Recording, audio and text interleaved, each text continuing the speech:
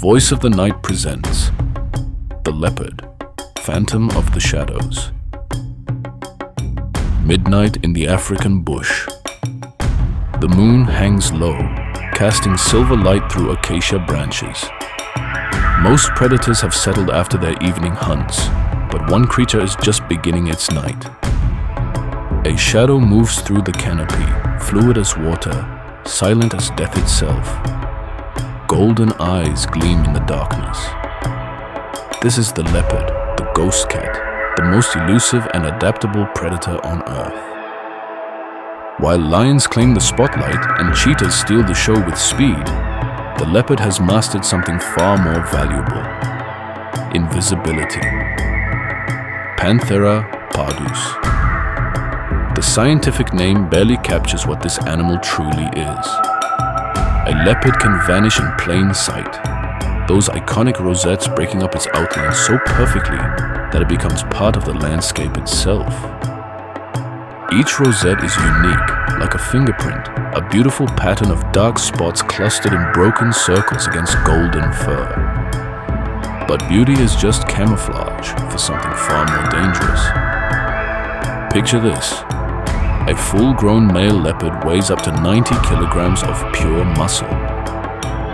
He's built low and powerful, designed not for the open chase, but for the ambush, the explosive attack from nowhere. His body is a perfect killing machine, compact yet incredibly strong. Those jaws can crush bone. Those claws, retractable and razor-sharp, can rip through hide like paper. And unlike the social lion, the leopard needs no one. It is the ultimate solo operator. From the rainforests of Central Africa to the mountains of the Himalayas, from the deserts of Namibia to the outskirts of Mumbai, leopards have conquered habitats that would destroy other big cats. They've been found at altitudes of 5,000 meters in the snow-covered peaks of Nepal. They prowl through mangrove swamps. They navigate dense jungle where a lion would be helpless. How do they do it? Adaptability, intelligence, and a willingness to eat almost anything. A leopard's diet reads like a menu from hell. Antelope, monkeys, birds, fish, insects, reptiles. They've been known to kill prey as small as dung beetles and as large as young giraffes. In some regions, they've developed a taste for dogs, raiding villages at night with surgical precision. In India, there are documented cases of leopards killing and eating other predators, even crocodiles. Let me take you to the Serengeti at twilight. An impala grazes near a cluster of rocks, nervous but not alarmed. It doesn't see the leopard. Nobody sees the leopard. The cat has been motionless for 40 minutes, watching, calculating, waiting for the perfect moment. Then it happens. The impala takes 3 steps closer. That's all the leopard needs. The explosion of movement is shocking. 1 second, nothing.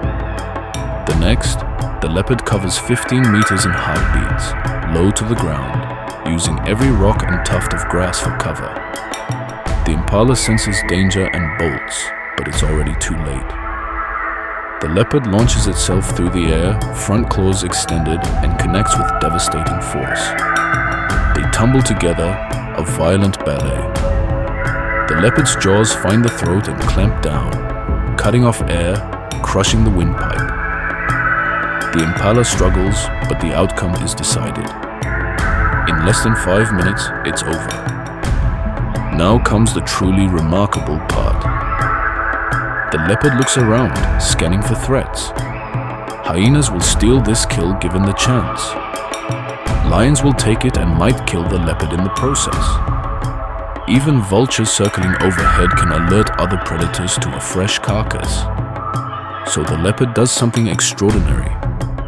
It grabs the impala, an animal that weighs as much as the leopard itself, and begins to climb. Up the nearest tree, hauling dead weight vertically, using strength that seems impossible. But let's talk about their true superpower: stealth. A leopard can move through dry leaves without making a sound. It can stalk to within meters of prey that's actively watching for danger. Scientists studying leopards with camera traps have been shocked at how often these cats pass within feet of people who never know they're there. In Mumbai, one of the world's most densely populated cities, leopards live in the spaces between humanity. They hide in construction sites, in patches of forest barely larger than a city park, emerging at night to hunt stray dogs and occasionally, tragically, encountering humans. This brings us to the darker side of the leopard story. Of all the big cats, leopards are the most likely to become man-eaters. Not because they prefer human flesh, but because they're adaptable enough to recognize vulnerable prey when they see it. In India during the early 20th century, the leopard of Panar killed more than 400 people. The leopard of Rudraprayag terrorized an entire region for 8 years. These weren't normal leopards. They were usually injured or old animals that could no longer hunt their traditional prey. Humans, soft and slow compared to antelope, became targets of opportunity. And once a leopard learns that humans are easy prey, it becomes incredibly dangerous. Unlike lions that hunt in the open, leopards attack from shadows, from trees, from complete surprise. The legendary hunter Jim Corbett, who killed many man-eating leopards in India, wrote that leopards were far more difficult and dangerous to hunt than man-eating tigers. A tiger might charge. A leopard would wait in ambush, stalking the hunter who thought he was doing the stalking. But these man-eaters are exceptions. The vast majority of leopards want nothing to do with humans. They are ghosts that prefer we never know they exist. Let's enter the secret world of leopard society. Unlike lions with their prides, leopards are solitary.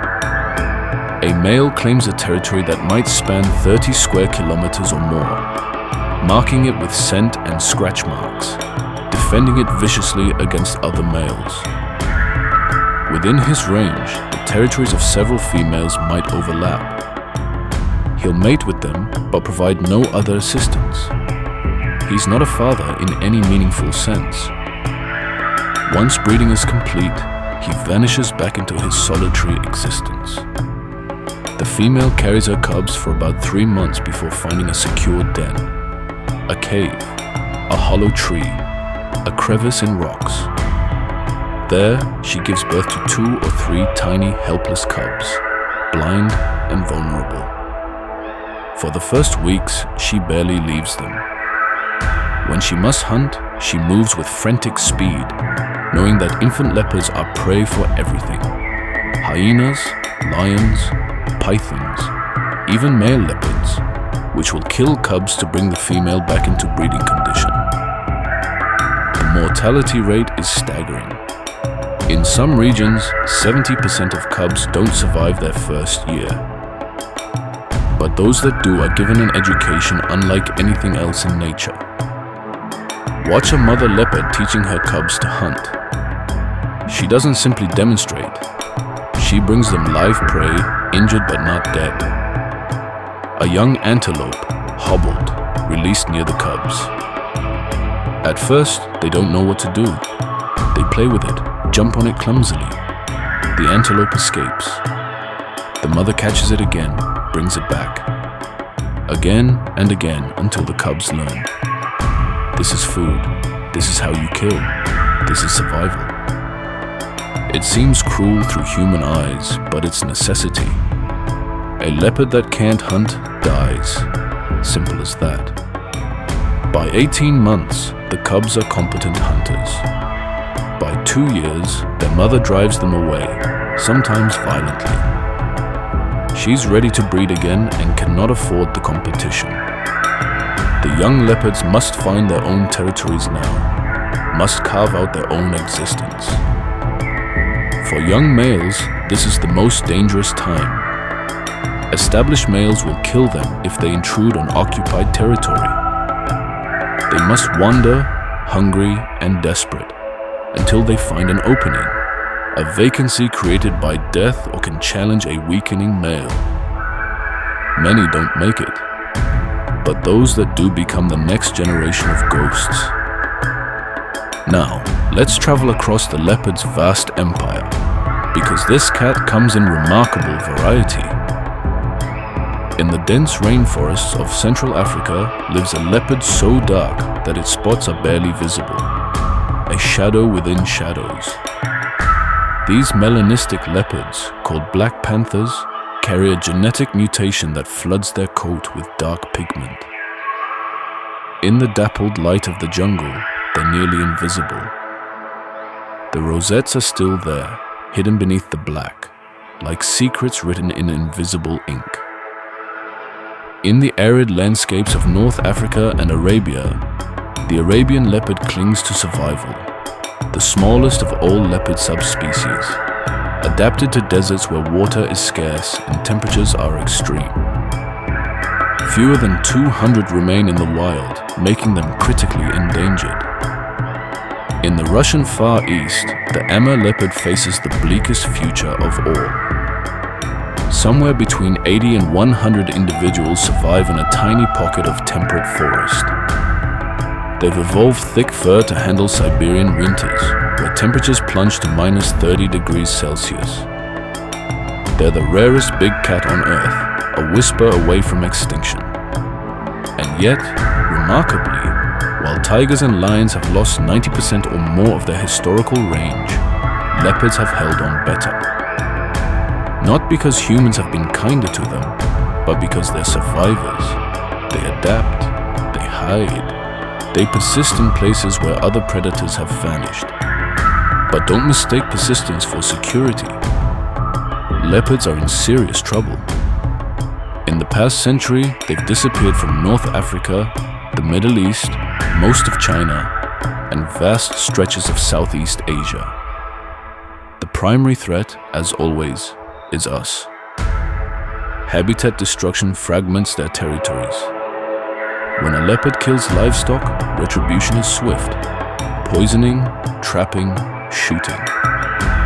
In some regions, leopards are hunted for their stunning pelts, their bones used in traditional medicine, their bodies worth more dead than alive. And there's a quieter threat, genetic isolation. As leopard populations become fragmented, separated by human development, they can't interbreed. Small, isolated populations suffer from inbreeding, genetic weaknesses accumulating until the population becomes vulnerable to disease and environmental change. But here's where the story takes a turn. Leopards have something lions and tigers don't. They can live alongside humans if we let them. They're not obligate wilderness creatures. They can adapt to human-modified landscapes, hunt in agricultural areas, survive in surprisingly small patches of habitat. In India, conservationists are developing innovative solutions. Livestock enclosures with reinforced fencing. Compensation programs for farmers who lose animals to leopards. Education campaigns teaching people how to coexist with these predators. And it's working.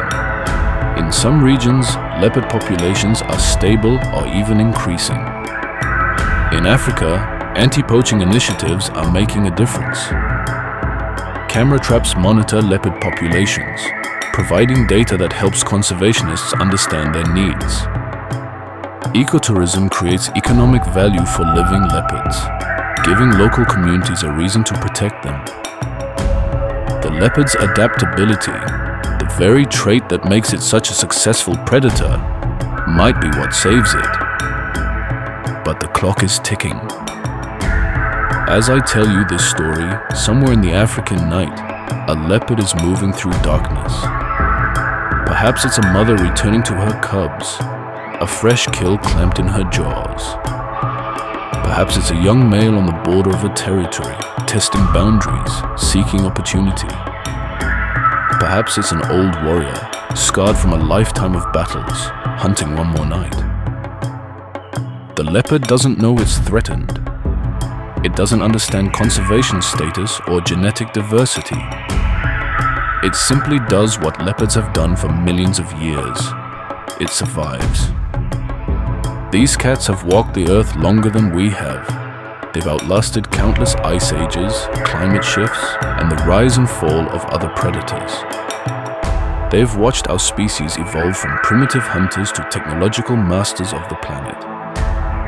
And now their fate rests entirely in our hands. But somewhere in those shadows, golden eyes are tracking your every move.